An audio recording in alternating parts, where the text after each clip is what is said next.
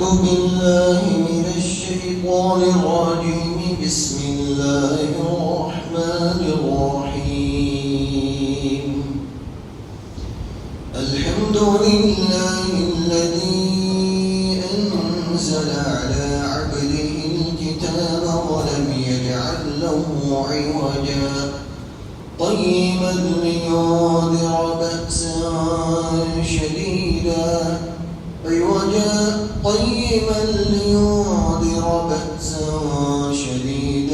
من لدنه ويبشر المؤمنين الذين يعملون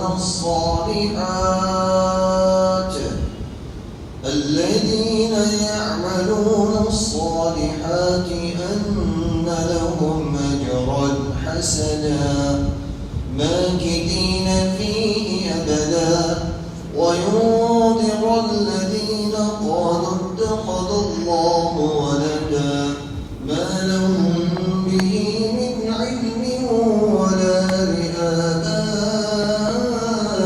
لآبائهم كبرت كلمة تخرج من أفواههم إن يقولون إلا كذبا فلعلك باخع نفسك على آثارهم إن لم يؤمنوا بهذا الحديث أسفا إنا جعلنا ما على الأرض زينة لها لنبلوهم أيهم أحسن عملا وإنا لجاعلون ما عليها صعيدا جرزا أم حسبت أن أصحاب الكهف والرقيم كانوا من آياتنا عجبا صدق الله العظيم.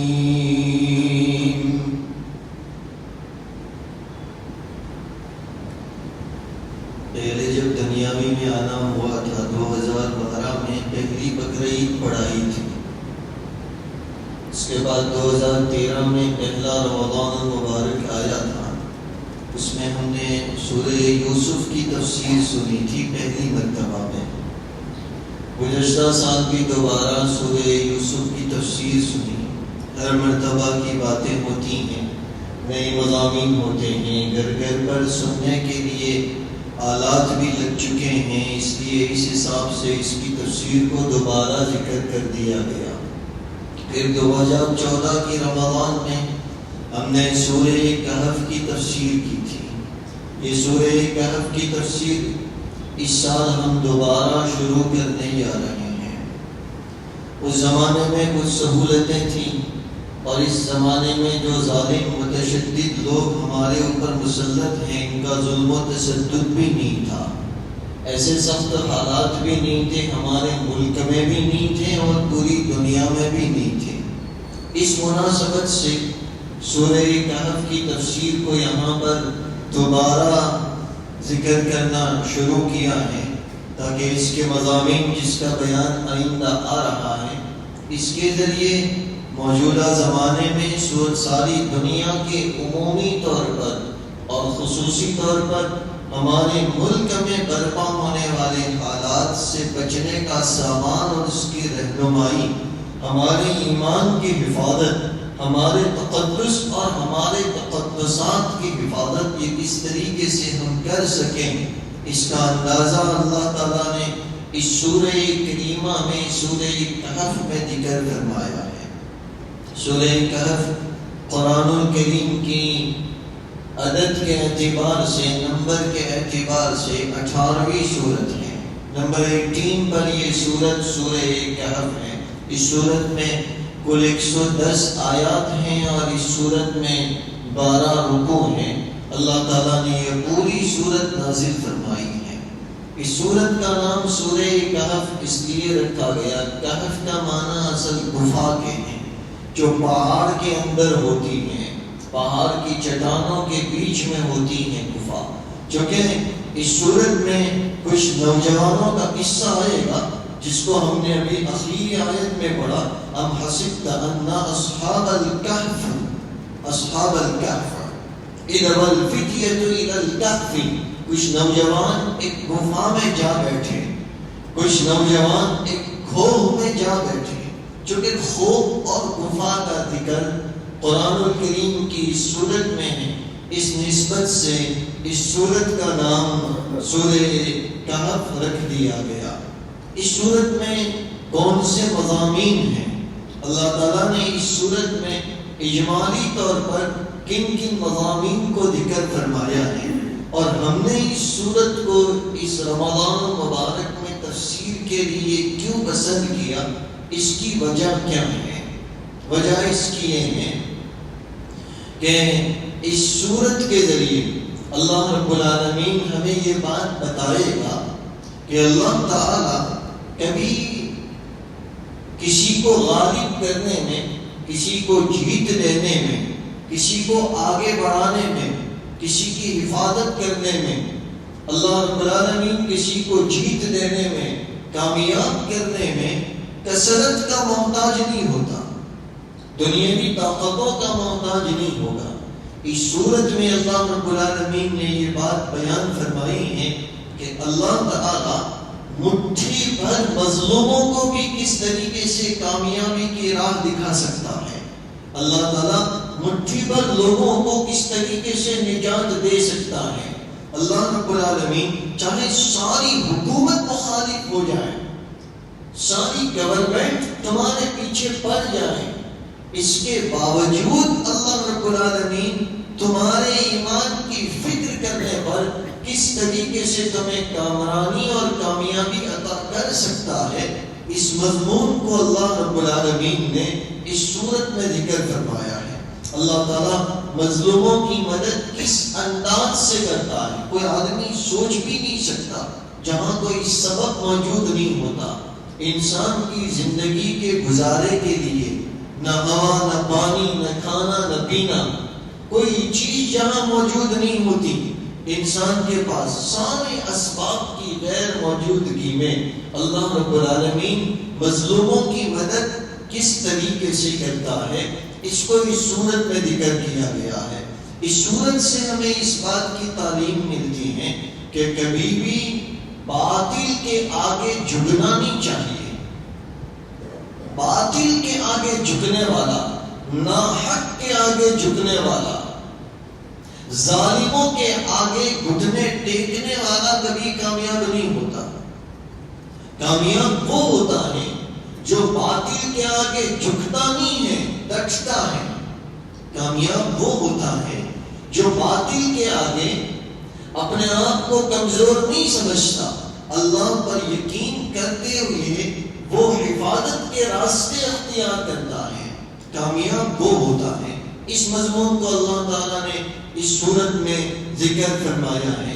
اسی طریقے سے اللہ تعالیٰ نے اس صورت میں یہ مضمون بھی ذکر فرمایا ہے. اس کی اجمالی تفسیر ہے، آئندہ واقعات میں اور صورت کی پوری تفسیر میں اس کا خلاصہ آتا جائے گا.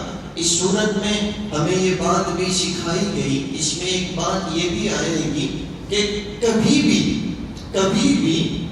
اپنے لوگوں کے اور کمزوروں کے مقابلے میں ظالموں کو اہمیت نہیں دینی چاہیے. کبھی بھی کمزوروں کے آگے ظالموں کو اہمیت نہیں دینی چاہیے کہ ان کے ظلم کی وجہ سے، ان کی قوت کی وجہ سے کمزوروں کو پیچھے چھوڑ دیا جائے اور ظالموں کی آؤ بھگت کی جائے اور ظالموں کی خوشامد کی جائے اور ظالموں کے آگے ہاتھ جوڑے جائیں. کبھی بھی ایسا نہیں کرنا چاہیے. جہاں جہاں پر کمزوروں کو دبایا جاتا ہے اور ظالموں کی آؤ بھگت کی جاتی ہے، ایک آدمی جانتا ہے کہ یہ آدمی خدا ظلم کرنے والا ہے یا یہ گروہ باطل پر ہے، بالکل ناحق پر ہے، اس کے باوجود بھی اس کے آگے ہاتھ جوڑنا، اس کی خوشامد کرنا، ان کے ارد گرد گھومنا، اس سے دو نقصان ہوتے ہیں. نمبر 1 تمہاری عزت ختم ہو جاتی ہے، اور نمبر 2 ظالم کو ظلم کرنے کی ہمت بڑھ جاتی ہے. جہاں ظالموں کی خوشامد کی جاتی ہے، ناحق پرستوں کی خوشامد کی جاتی ہے، ان کے آگے ہاتھ جوڑے جاتے ہیں، وہاں پر دو نقصان ہوتے ہیں۔ نمبر 1 تمہاری عزت ختم ہو جاتی ہے، اور نمبر 2 ظالم کو ظلم کرنے کی قوت اور بڑھ جاتی ہے۔ اس لیے اللہ تعالیٰ نے اس صورت میں اس بات کو بھی سمجھایا ہے کہ کبھی بھی اپنے مومن، اپنے مسلمان، حق پرست کمزوروں کے آگے ظالموں کو اہمیت نہیں دینی چاہیے، بس اتنا ہی درجہ دو جتنے کہ وہ مستحق ہیں۔ اس صورت میں اللہ رب العالمین نے ایک بہت بڑی تسلی کا سامان ہمارے لیے اتارا ہے۔ اللہ تعالیٰ اس صورت میں یہ بات ہمیں بتلائے گا کہ دیکھیے دنیا میں جو حالات برپا ہوتے ہیں، ان حالات کو تکوینی امور کہا جاتا ہے۔ ایک یہ ظاہری امور ہے جس کے مسائل شریعت میں بیان کیے جاتے ہیں، اور ایک اس سے آگے ہماری آنکھوں سے اوجل، ہماری سوچوں سے پرے ایک اور دنیا ہے جس کو تکوینی عالم کہا جاتا ہے۔ یہ تکوینی عالم میں، تکوینی امور میں اللہ رب العالمین نے ایسی مصلحتیں رکھی ہیں، کچھ اس قسم کی حکمتیں چھپا رکھی ہیں کہ آدمی جب اس کے خلاف دیکھتا ہے تو حیران ہو جاتا ہے۔ اللہ تعالیٰ نے اسی بات کو اور اسی چیز کی تسلی ہمیں اس صورت میں دی ہے کہ دنیا کے حالات سے حیران مت ہو، تکوینی امور میں اس کی اتنی حکمتیں ہیں، اس کی مصلحتیں اتنی ہیں کہ اگر یہ حکمتیں، اگر یہ مصلحتیں تمہارے سامنے اجاگر ہو جائیں، اگر تمہاری آنکھوں کے سامنے آ جائیں تو تم یہ دنیا کے اتنے حالات نہیں، اس سے کئی 100 گنا، ہزاروں گنا حالات کو برداشت کرنے کے لیے تیار ہو جاؤ۔ اللہ تعالیٰ نے اسی بات کی رہنمائی اور رہبری اس صورت میں سورہ کہف میں نازل فرمائی ہے۔ اس صورت میں اللہ رب العالمین نے ایک بات یہ بھی سمجھائی ہے کہ چاہے آدمی کو کتنا ہی بڑا مقام اور بڑا درجہ نہ مل جائے، چاہے آدمی کتنی ہی بڑی حکومت کا مالک نہ بن جائے، چاہے آدمی کے پاس کتنی ہی بڑی قوت کیوں نہ آ جائے، اسے چاہیے کہ ہر حال میں اللہ کا مطیع اور فرمانبردار بندہ بن کر رہے۔ بڑے درجے والوں کو یہ اجازت نہیں ہے کہ اپنی قوت کے بلبوتے پر کسی پر ظلم کریں۔ حاکموں کو اس بات کی اجازت نہیں ہے کہ وہ اپنی رعایا اور اپنی پبلک کے ساتھ ناانصافی کریں۔ کسی کو بھی اللہ کے حکم کو چھوڑنے کی اجازت نہیں ہے۔ اللہ تعالیٰ نے حضرت ذوالقرنین کے قصے کو بیان کر کے اس مضمون کو بھی یہاں پر ذکر فرما دیا ہے۔ اس صورت میں توحید پر جمنے اور آخرت کے لیے تیاری کرنے کا بیان اللہ رب العالمین نے فرمایا ہے کہ توحید پر جمنا کتنا ضروری ہے، اور توحید پر جمنے والا کس طریقے سے کامیاب ہوتا ہے، اللہ رب العالمین اس کے لیے کیسے کیسے راستے کھولتے جاتا ہے۔ اللہ تعالیٰ نے اس مضمون کو بھی سورہ کہف میں ذکر فرمایا ہے۔ اللہ تعالیٰ نے مجموعی طور پر اس صورت میں ایسے حقائق کو بیان فرمایا ہے، اللہ رب العالمین نے ایسے ایسے واقعات اس صورت میں بیان فرمائے ہیں سورہ کہف میں کہ جن واقعات کے ذریعے، جن حقائق کے ذریعے ساری دنیا میں برپا ہونے والے حالات میں رہنمائی اور اس کے ذریعے رہبری نصیب ہو جاتی ہے۔ اللہ تعالیٰ نے اس صورت میں چاہے کسی بھی وقت میں کیسے ہی سنگین حالات پیش کیوں نہ آ جائیں، اس کی رہبری اور اس کی رہنمائی اس صورت میں اتاری ہے۔ اسی لیے دوبارہ سورہ کہف کی تفسیر کو پسند کیا گیا۔ پہلے سوچا تھا سورہ فرقان کی تفسیر کو ذکر کر دیا جائے۔ سورہ فرقان میں اللہ کے رسول علیہ السلام کی عظمتوں اور آپ پر پیش آنے والے اعتراضات، پیارے آقا علیہ السلام کی ذات اقدس میں آپ صلی اللہ تعالیٰ علیہ وسلم کی نبوت پر جو سوالات پیدا ہوئے تھے اس کے جوابات، اور آپ کو جو قرآن دیا گیا جس کا ایک نام فرقان ہے، پہلے سوچا تھا اس کی تفسیر بیان کر دی جائے، پھر ذہن میں آیا کہ موجودہ زمانے میں جو بے حیائی اور عریانیت کا ماحول ہے اور جس طریقے سے بے پردگی عام ہو رہی ہے اور گناہوں کا ماحول دنیا میں گرم ہوتا جا رہا ہے، کھلے طور پر اس کو سامنے رکھتے ہوئے پہلے ذہن میں آیا کہ سورہ نور کی تفسیر کو ذکر کر دیا جائے جس میں اللہ تعالیٰ نے ان مضامین کو ذکر کیا۔ پھر یہ بات سمجھ میں آئی کہ ایک ایسی سورت کی تفسیر دوبارہ ذکر کر دی جائے، آپ حضرات کے سامنے بیان کی جائے، جس میں یہ سارے مضامین اللہ تعالیٰ نے ایک جگہ پر ذکر فرما دیے، جس میں ہمارے زمانے میں سب سے زیادہ حملے ہمیں ایمان سے دور کرنے کے لیے کیے جا رہے ہیں۔ دیکھیے، جب رشین انقلاب آیا جسے سوویت انقلاب کہا جاتا ہے، یہ سارے 1992 سے پہلے کے حالات ہیں۔ جب یہ رشین انقلاب آیا اس وقت میں انہوں نے ان جگہوں کو برباد کیا جن جگہوں پر بیٹھ کر، جن کے محراب پہ بیٹھ کر، یہ محراب ہے مسجد کا، جس محراب میں بیٹھ کر امام بخاری رحمۃ اللہ علیہ نے بخاری شریف لکھی، ان شہروں کو برباد کیا جہاں پر مسلم شریف لکھی گئی، جہاں پر ترمذی شریف لکھی گئی، جہاں پر نیسابور ہے جو حدیث کا مرکز ہوا کرتا تھا۔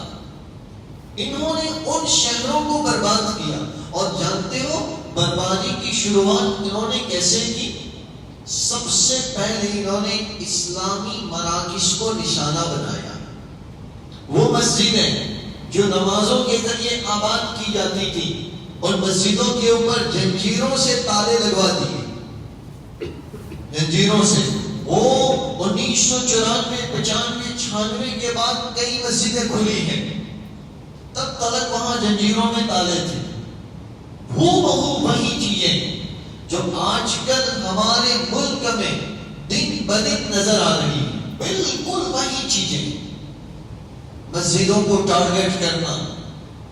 انہوں نے دوسرے نمبر پر، یہ سوویت انقلاب نے دوسرے نمبر پر اسلامی تعلیم کو نشانہ بنایا۔ اسلامی تعلیم انہوں نے حروف تہجی یعنی الف با تا سا، اس کے پڑھنے پر بین لگا دیا، کھلے طور پر بلند آواز سے اللہ کا نام لینے پر بین لگا دیا۔ کوئی اللہ اکبر نہیں کہہ سکتا، کوئی اذان نہیں دے سکتا، اذانیں بند کروا دی۔ ہمارے زمانے میں بھی وہ داخل ہو رہی ہیں، وہاں پر اپلیکیشن دی جا رہی ہے کورٹوں میں، یہ بند کروا دیا جائے، اس کی آوازوں کو ختم کر دیا جائے۔ وہی چیزیں کی گئی جو اس زمانے میں کی گئی، رشین انقلاب میں، سوویت یونین کے وقت میں، ساری چیزیں ہمارے تعلیمی نظام کو ٹارگیٹ بنایا۔ تعلیمی نظام کو اللہ کا نام بلند نہ کیا جائے، اس پر بین لگا دیا۔ قرآن الکریم کی تعلیم پر بین لگا دیا، پابندی لگا دی۔ قرآن الکریم کی تعلیم کوئی نہیں دے سکتا، یہاں تک کہ اگر کوئی پڑھتے ہوئے پکڑا جاتا اس کو قتل کر دیا جاتا۔ انہوں نے باقاعدہ قرآن الکریم کے اوراق کو جلا دیا، بہا دیا، اس کا نام و نشان مٹانے کے لیے۔ بالکل وہی چیزیں انہوں نے ان چیزوں کو ٹارگیٹ کیا۔ ہمارے زمانے میں یہی چیزیں ٹارگیٹ کی جا رہی ہیں۔ سب سے بڑا حملہ ہمیں اور ہماری نسلوں کو ایمان سے محروم رکھنے کے لیے، کہ جہاں سے ان کو ایمانی نورانیت ملتی ہے، جہاں سے ان کو ایمانی فیض ملتا ہے، وہ دروازے ہی بند کر دیے جائیں، کوشش یہ کر رہے ہیں۔ جہاں سے ان کے دل میں ایمان تازہ رہتا ہے، انہی چیزوں کو کاٹ لیا جائے۔ جہاں سے ایمان کی شاخیں پھلتی ہیں، اس درخت کو ہی کاٹ لیا جائے، یہ کوشش ہو رہی ہے۔ اللہ تعالیٰ نے اس سورت میں اسی مضمون کو ذکر فرمایا ہے. کوششیں پہلے بھی ہوئی، کوششیں ہمیشہ ہوتی بھی رہے گی. تمہارے لیے قرآن الکریم رہبر ہے، رہنما ہے. اس سے رہنمائی حاصل کرو کہ دشمنوں کی کوششوں کو تم کیسے ناکام کر سکتے ہو اور اپنے آپ کو کیسے کامیاب کر سکتے ہو. اپنے ایمان کی، توحید کی، اپنے یقین کی، اپنی نسلوں کے ایمان کی، اپنی نسلوں کی توحید اور ان کے یقین کی کیسے حفاظت کر سکتے ہو. قرآن الکریم کی کیسے حفاظت کر سکتے ہو. اسلامی تعلیم اور اسلامی تہذیب کو کیسے بچا سکتے ہو. اللہ تعالیٰ نے اس بات کی رہنمائی اس صورت میں بیان فرمائی ہے. اس لیے موجودہ زمانے کے حالات کے اعتبار سے اس صورت کی تفسیر کو ذکر کیا گیا. کچھ زمانے پہلے ایک سوال اٹھا تھا کہ ہمارے یہاں جو تعلیمی نصاب ہے، یعنی ہماری یونیورسٹیز، ہمارے کالج اور ہمارے اسکولوں کا جو کورس ہے، اس کورس کو تیار کرنے والے اصلاً مسلمان نہیں ہیں. اس کی اصل ہے 18ویں صدی میں ایک امریکن عیسائی جس نے یہ دنیاوی تعلیمی نصاب کو تیار کیا اور پھر اس کے نصاب کے مطابق جو قانون بنے، جو قواعد بنے، اسی کے قوانین کے ماتحت ساری دنیا کے ملکوں کے اپنی اپنی زبانوں میں نصاب بنتے گئے. ساری دنیا میں ہر ملک نے اپنی زبان اور اپنی تہذیب کے مطابق، اصول وہی تھا. جو عیسائی سب سے پہلا نصاب دار تھا، اصول اسی کا تھا. نصاب اپنی تہذیب اور اپنی زبان کے مطابق تھا. اس لیے ہمارا ہندوستان جب آزاد ہوا، ہمارا ملک جب آزاد ہوا، اس وقت کے آپ اسکول کے کورس کو دیکھیں، اس وقت کے نصاب کو دیکھیں کہ اس وقت میں مسلم اکابرین کی تعلیمات بھی ہمارے اسکولی نظام میں تھی.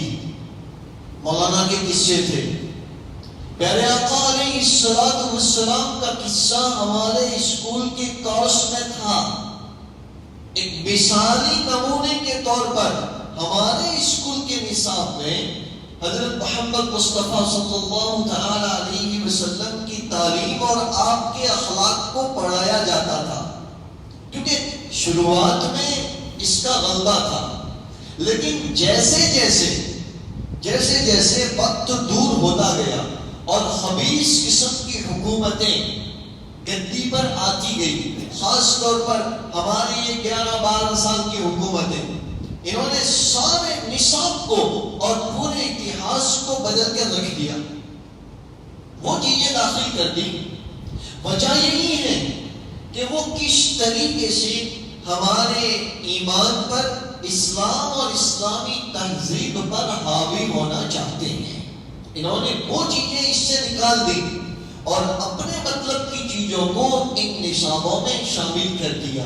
یہی وجہ ہے کہ جب اسلام سے واقفیت نہیں ہوتی، ایمان، توحید اور یقین دل میں مضبوط نہیں ہوتا، جس مضمون کے اوپر ہم اس سورت کی تفسیر کو شروع کر رہے ہیں، یہ اس کی اہمیت اور اس کی وجہ کو اسی لیے بیان کر رہے ہیں تاکہ ہم جب اس سورت کی تفسیر کو سنیں تو اس کے واقعات کے ماتحت ہمیں یہ باتیں سمجھ میں آتی جائیں کہ ہمارا ایمان، ہماری توحید، ہمارا یقین کس طریقے سے محفوظ رہ سکتا ہے، ہماری نسلیں کس طریقے سے محفوظ رہ سکتی ہیں.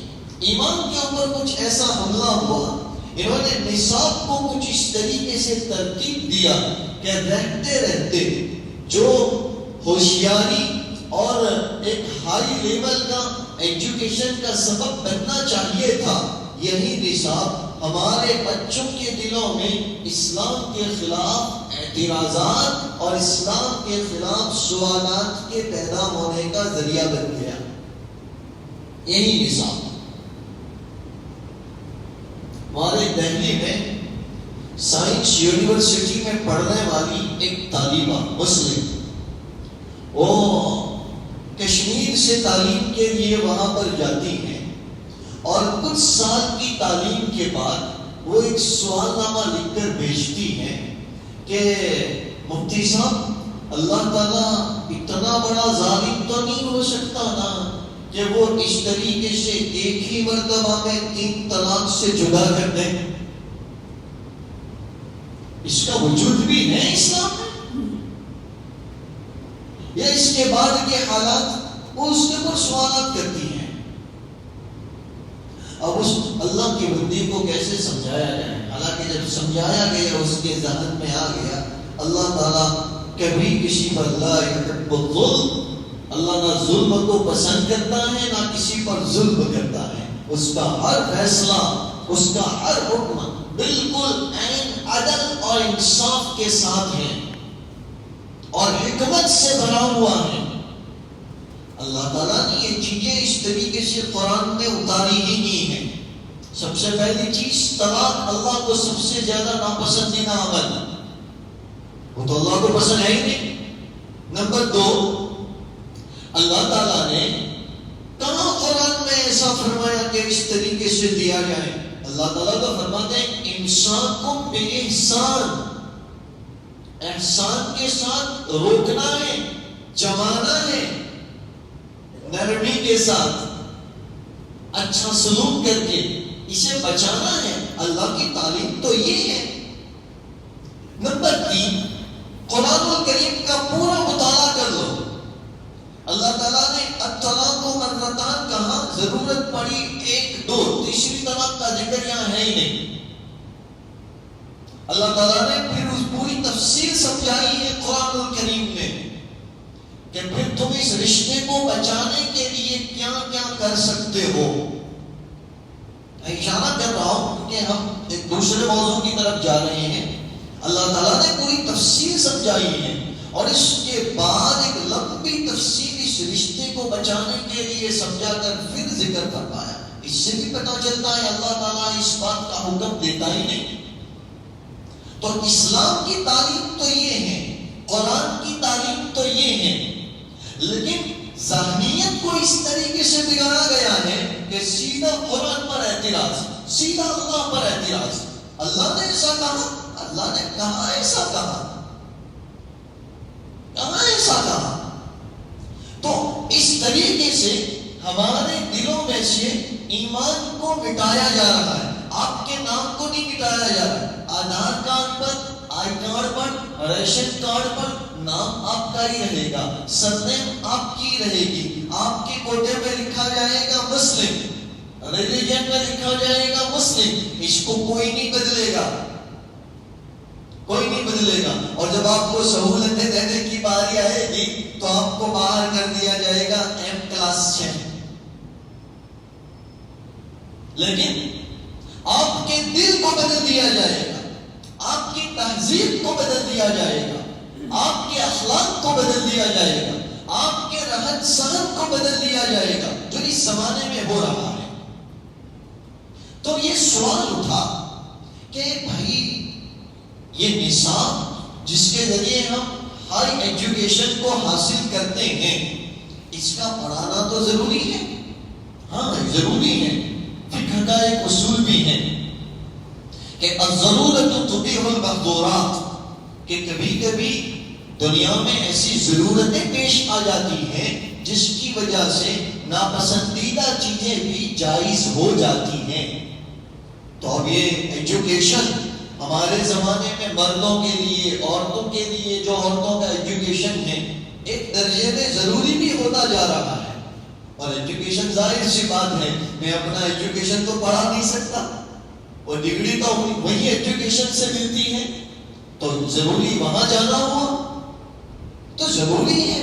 تو پھر ایک طرف تو یہ اس طریقے سے ایمانیات اور ایمان کو کھوکھلا کر رہے ہیں ہمارے دلوں میں، ہماری نسلوں کے دلوں میں سے، اور ایک طرف اس کا پڑھنا بھی ضروری. یہ سوال اٹھا تو اس کا جواب یہ دیا گیا، اور اس جواب دینے میں ہمارے ہندوستان سے جا کر امریکہ میں بسے یہ ڈاکٹر صاحب ہیں، وہاں ایک تعلیمی سنستھا امریکہ میں وہ اپنی کالج چلاتے ہیں اور اپنا مدرسہ بھی چلاتے ہیں. انہوں نے سب سے آسان جواب یہ دیا، ہمارے اکابرین نے بھی جواب دیے، اس کا سب سے آسان جواب یہ تھا کہ ہم اپنے آپ کو اور اپنی اولاد کو، اپنی نسل کو ایمانیات میں اتنا پختہ کر دیں کہ ساری دنیا ان کے ایمان کو چھیننے کے لیے ان کے پیچھے پڑ جائیں، تب بھی اپنے ایمان کا سودا نہ کریں. اللہ تعالیٰ نے سورہ کہف میں اسی مضمون کو ذکر فرمایا ہے. جھکنا کبھی نہیں ہے، ایمان کا سودا کبھی نہیں کرنا. یہ ظالموں کا تسلط بہت تھوڑے وقت تک کے لیے ہوگا، بادل ہمیشہ نہیں رہتے، یہ چھٹ جاتے ہیں. یہ بادل بھی چھٹ جائیں گے، آج ہیں کل نہیں رہیں گے، لیکن اپنے ایمان کا سودا کبھی نہیں کرنا. اللہ تعالیٰ نے اس مضمون کو سورہ کہف میں ذکر فرمایا ہے. اس لیے ان حالات کے پس منظر میں اس سورت کی تفسیر کو پسند کیا گیا ہے. اللہ تعالیٰ مجھے صحیح طور پر بیان کرنے کی، مجھے اپنے لیے، اپنے گھر والوں کے لیے، آپ سب کے لیے اور پوری امت مسلمہ کے لیے صحیح رہنمائی، صحیح رہبری اس سورت سے حاصل کرنے کی توفیق عطا فرمائے. یہ سورت سورہ کہف، اس کی بڑی فضیلت ہے. اللہ تعالیٰ نے قرآن الکریم کی عمومی طور پر ہر آیت کریمہ اور پورے قرآن الکریم کی فضیلت اپنے لاڈلے حبیب صلی اللہ تعالی علیہ وسلم کی زبانی بیان فرمائی ہے. پورا قرآن فضیلت والا، قرآن کی ہر آیت فضیلت والی. لیکن قرآن الکریم کی بعض آیتیں اپنے مضمون کے اعتبار سے، اپنے معنی کے اعتبار سے، اس میں بیان کیے گئے عنوان کے اعتبار سے بڑی اہم ہوتی ہے. اس لیے پیارے آقا علیہ السلام نے قرآن الکریم کی بعض سورتوں کی خاص فضیلتیں ذکر فرمائی. جیسے سورہ فاتحہ کی بیان فرمائی، جس طریقے سے سورہ اخلاص یعنی قل هو اللہ احد کی بیان فرمائی، سورہ فلق اور ناس کی بیان فرمائی، سورہ یاسین کی بیان فرمائی، سورہ تبارک کی بیان فرمائی، سورہ واقعہ کی بیان فرمائی، سورہ بقرہ کی بیان فرمائی، سورہ آل عمران کی بیان فرمائی، سورہ الف لام میم سجدہ کی بیان فرمائی، سورہ طحان کی بیان فرمائی. سورتوں کی الگ الگ فضیلتیں خاص طور پر بیان فرمائی. اسی طریقے سے یہ سورہ کہف، اس کے مضامین اتنے اہم ہیں اور اس کے مضامین میں خاص طور پر فتنوں سے بچنے کی تعلیم ہے کہ ہم اپنے آپ کو فتنوں سے کیسے بچا سکتے ہیں. اس لیے اللہ کے رسول علیہ السلام نے ان مضامین کے اعتبار سے سورہ کہف کی خاص فضیلتیں بیان فرمائی، جن میں اکثر فضیلتیں ایسی ہیں جن میں فتنوں سے حفاظت کا سامان ہے. جیسے حضرت ابو درداء رضی اللہ تعالیٰ عنہ روایت کرتے ہیں کہ پیارے آقا علیہ السلام نے فرمایا، جو آدمی سورہ کہف کی شروعات کی 10 آیتوں کی پابندی سے تلاوت کرے گا، شروعات کی 10 آیتیں الحمدللہ الذی انزل علی عبدہ الکتاب ولم یجعل لہ عوجا سے لے کر یہ پچھلا پیج جہاں ختم ہوتا ہے 1.5 پیج پر اذا الفتية الى الكهف فقالوا ربنا آتنا من لدنك رحمة وهيئ لنا من امرنا رشدا، یہاں تک 10 آیتیں ہوتی ہیں. جو شخص قرآن الکریم کی اس سورت کی سورہ کہف کی یہ شروعات کی 10 آیتیں پابندی سے پڑھے گا، وہ دجال کے فتنے سے محفوظ رہے گا. اس پر دجال اور دجالیت کا زور کبھی نہیں چلے گا.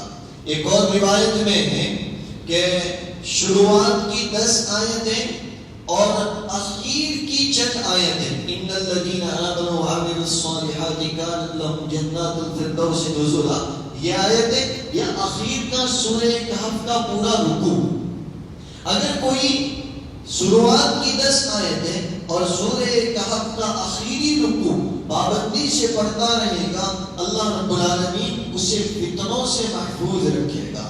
حضرت سہل بن معاذ رضی اللہ تعالیٰ عنہ روایت کرتے ہیں کہ جو کوئی بھی سورہ کہف کی شروعات کی اور آخر کی آیتیں پڑھ لیں، شروعات کی 10 آخر کا رکوع اسے پڑھ لیں، اللہ رب العالمین اس کے سر سے لے کر پیر تک ایک نور بنا دیتا ہے، جس کی وجہ سے دنیا کے حالات اس پر اثر انداز نہیں ہوتے، جس کی وجہ سے باطل کا اثر اس کے دل میں داخل نہیں ہوتا، جس کی وجہ سے اعتراضات اس کو پریشان نہیں کرتے، جس کی وجہ سے اسلام کے مخالف سوالات اس کے دل میں جنم نہیں لیتے۔ سورہ کہف کی شروعات کی اور آخر کی آیتیں جو پڑھے گا، اللہ رب العالمین اس کے سر سے لے کر پیر تک ایک نور بنا دے گا، جس کی وجہ سے اس کی حفاظت ہوگی۔ اور جو شخص پوری سورہ کہف پڑھے گا، پوری سورہ کہف، تو زمین سے لے کر آسمان تک اس کے لیے ایک نور بنا دیا جاتا ہے، یعنی اس کے جسم کی بھی حفاظت اور دنیا میں پیش آنے والے حالات سے بھی اس کی حفاظت ہو جاتی ہے۔ پوری سورہ کہف پڑھ لیں تو زمین سے لے کر آسمان تک ایک نور بنا دیا جاتا ہے۔ ایک روایت میں آتا ہے کہ جو لوگ جمعہ کے دن سورہ کہف کی تلاوت پابندی سے کریں تو ان کے قدم سے لے کر آسمان تک ان کے لیے ایک نور بنایا جاتا ہے، اور یہی نور اس کے لیے کل پلسرات میں روشنی کا ذریعہ بنے گا۔ جمعہ کے دن جو لوگ سورہ کہف کی تلاوت کی پابندی کرتے ہیں، یہ سورہ کہف 15ویں پارے میں شروع ہوتی ہے اور 16ویں پارے پر ختم ہوتی ہے۔ 16ویں پارے میں 3 رکوع پر یہ ختم ہوتی ہے۔ جو اس کے پڑھنے کا پابند ہوگا، اللہ تعالیٰ اس کے لیے ایک نور بنائے گا، اس کے قدم سے لے کر آسمان تک، اور اسی کے ذریعے پلسرات کے اندھیرے پل پر اس کے لیے پھر روشنی بنائی جائے گی۔ اتنا ہی نہیں کہ کوئی آدمی جمعہ کو سورہ کہف کی تلاوت کرتا ہے تو پچھلی جمعہ سے لے کر اس جمعہ تک کے سارے گناہ اس کے معاف ہو جاتے ہیں۔ ایک روایت میں آتا ہے پچھلی جمعہ سے لے کر اس جمعہ تک کے گناہ بھی معاف ہوتے ہیں، اور آئندہ 3 دن زیادہ اس کے لیے گناہ معاف ہو جاتے ہیں، یعنی کل 10 دن کا کفارہ سورہ کہف جمعہ کے روز پڑھنا ہو جاتا ہے۔ حضرت علی رضی اللہ تعالیٰ عنہ روایت کرتے ہیں کہ جو لوگ جمعہ کے دن سورہ کہف کی تلاوت کرتے ہیں، اللہ تعالیٰ مکمل 8 دن اسے فتنوں سے محفوظ رکھتا ہے۔ 8 دن وہ فتنوں سے معصوم رہتا ہے، بچا ہوا رہتا ہے، پھر دنیا کے فتنے اس پر اثر انداز نہیں ہوتے۔ اتنا ہی نہیں، اللہ تعالیٰ جمعہ کے دن سورہ کہف پڑھنے کی وجہ سے اس کو اس طریقے سے فتنوں سے محفوظ رکھتا ہے کہ اگر ان دنوں میں دجال بھی نکل آئے تو دجال کا فتنہ بھی ان پر اثر نہیں کرے گا۔ معلوم ہوا بڑے سے بڑا، چھوٹے سے چھوٹا، ہر فتنہ اس سے دور ہو جاتا ہے سورہ کہف کی تلاوت کرنے کے اوپر۔ یہ سورہ کہف اتنی فضیلت والی ہے کہ اللہ تعالیٰ نے اس سورت کو پورا کا پورا ایک ساتھ نازل فرمایا، پوری کی پوری سورت ایک بیٹھک میں حضرت جبرائیل علیہ السلام نے پیارے آقا علیہ السلام کو بتلائی کہ اللہ تعالیٰ نے یہ سورت آپ پر نازل فرمائی ہے۔ اور جب یہ سورت لے کر حضرت جبرائیل علیہ السلام پیارے آقا علیہ السلام کے پاس آئے، جب اس سورت کا نزول ہوا تو اس سورت کے نزول کے ساتھ ساتھ 70,000 فرشتے اترے۔ اتنی عظمت والی سورت یہ سورہ کہف ہے۔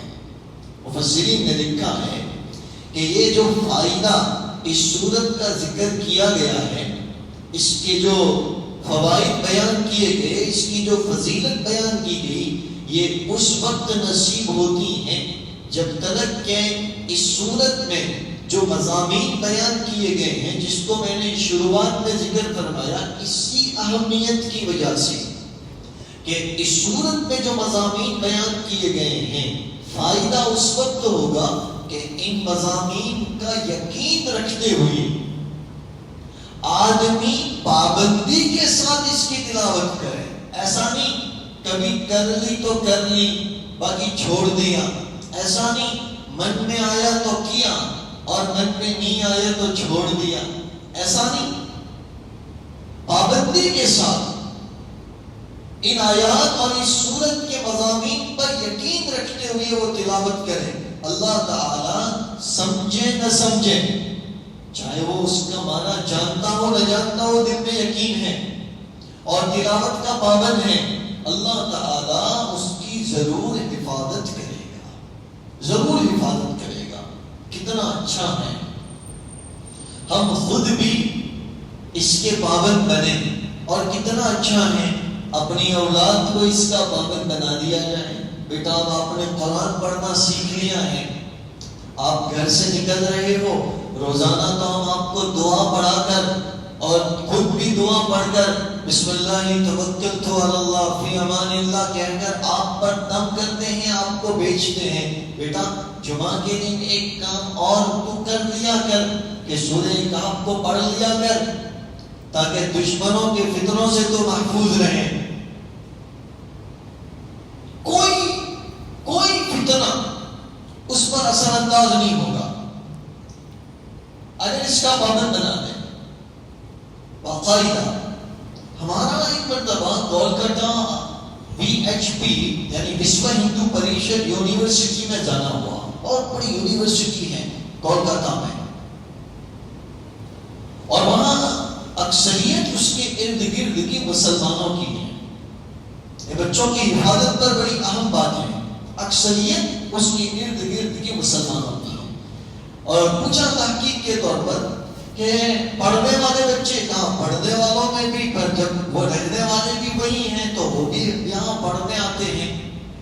ہم نے دیکھا کہ وہاں جہاں انٹری ہوتی ہے اس یونیورسٹی کے گیٹ پر، اندر تو ہے ہی ان کا بنا پوجا گھر، انہوں نے اس کا دروازہ کچھ اس طریقے سے بنایا ہوا ہے کہ وہاں ان کے بت کو سس نمن کر کے جانا پڑتا ہے، سر جھکا کر کے۔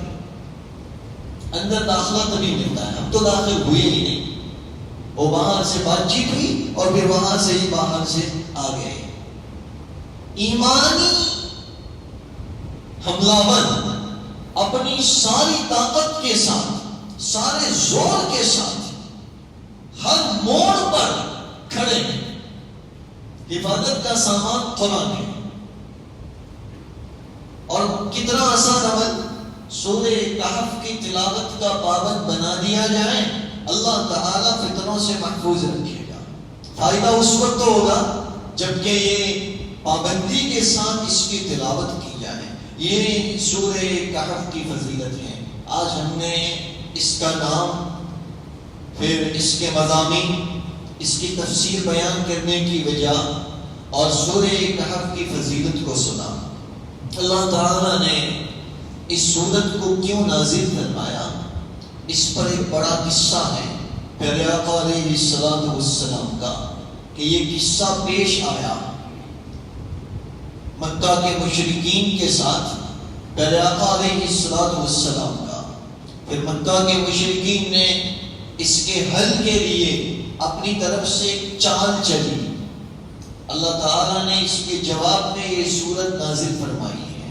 وہ کون سا قصہ ہے اسے انشاءاللہ تعالی آئندہ کل بیان کر کے، پھر اس قصے میں ایک بات، ایک مضمون ہے، اسے بیان کر کے ہم جو ہیں سورہ کہف کی تفسیر کو باقاعدہ شروع کریں گے انشاءاللہ تعالی۔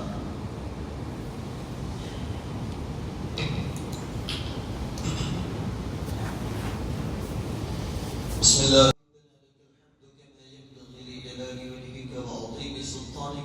الله أكبر الله أكبر الله أكبر لا إله إلا الله والله أكبر الله أكبر كبيرا والحمد لله حمدا كثيرا وسبحان الله بكرة وأصيلا اللهم صل على سيدنا ونبينا وحبيبنا وسندنا وإمامنا وشفيعنا ومولانا محمد العربي الحاشمي إمام الأنبياء والمرسلين وخاتم النبيين ورحمة للعالمين صلاة وسلاما بعدد ما تحب وترضى كما تحب وترضى الہ العالمین کتنے مبارک دن کتنی مبارک گھڑیاں ہمارے سامنے آئی ہیں رمضان کا پہلا عشرہ مبارک مہینہ مبارک عشرے کا پہلا دن پہلے دن کے آخری وقت میں افطار کے لمحات میں رب کریم ہم یہ تیرے بندے بیٹھے ہیں رب کریم بڑی مبارک گھڑیاں ہیں